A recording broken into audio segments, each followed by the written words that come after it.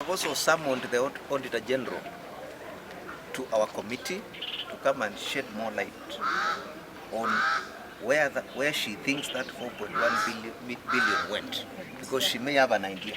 We want her to come and tell us where did 4.1 million go with evidence, because we don't want to deal with hearsay.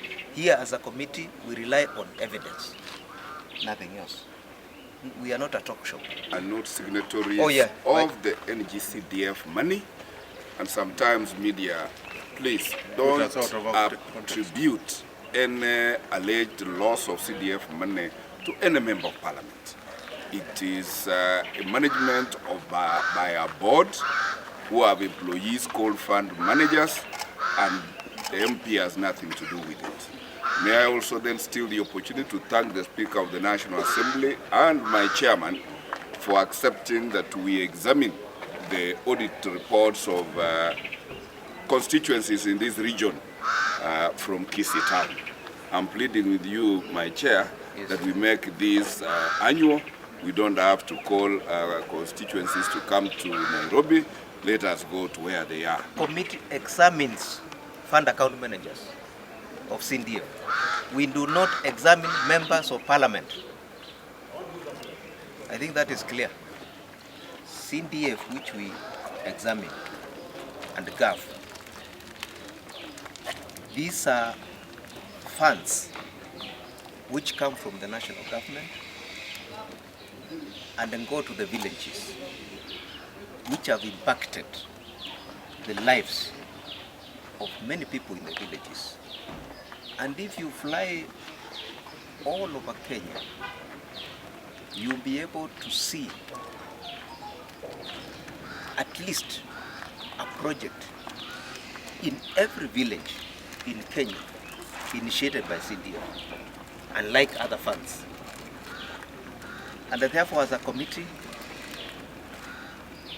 we are going to crack our whip. Our teeth are going to bite. We are not going to allow any PMC to mess up with CDF. I also want to take this opportunity to say something about some media reports which have been flying around all over, because we are the ones who examine CDF audited accounts from the Auditor General. There has been reports that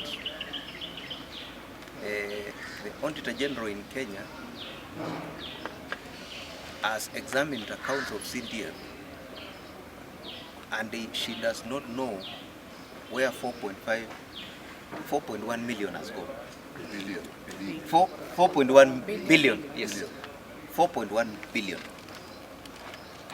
This is now the committee which receives those reports and examines those reports. I want to make it clear from where we stand now that there is no single cent of bursary from our committee that we have identified as lost. The only thing the Auditor General is looking for, he wants to find the receipts of the recipients of that money. The student who received that bursary, the Auditor General wants to find a receipt at the CDF office, which is not practical. CDF issues bursary checks to the student carries the bursary check, goes to pay in the school issues a receipt, the student goes home with the receipt. The student does not return the receipt to CDF. So we have advised the Auditor General, please stop messing up with CDF.